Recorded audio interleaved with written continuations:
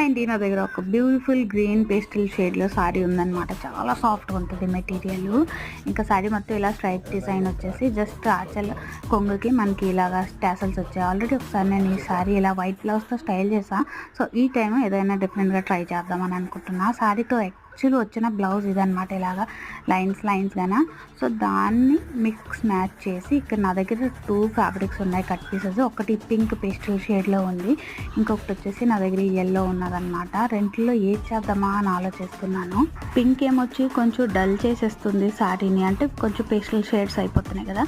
Yellow అయితే కొంచెం bright చేస్తుంది అని అనిపిస్తుంది. రెండు మ్యాచ్ అవుతున్నాయి. చూద్దాము ఏది కుట్టాలో. నాకైతే ఏమీ అర్థమైతే లేదు. కానీ పింక్ ఫ్యాబ్రిక్ వచ్చేసి చాలా ఎక్కువ ఉందన్నమాట. ఫుల్ కంప్లీట్ ఒక బ్లౌజ్ అయిపోద్ది. కానీ నేను శారీలో వచ్చిన బ్లౌజ్ పీస్ కూడా యూజ్ చేద్దాం అనుకుంటున్నాను కాబట్టి బాగా ఆలోచించి ఏం చేస్తానో చూస్తాను. వచ్చే వీడియోస్లో మీకైతే తెలిసిపోతుంది.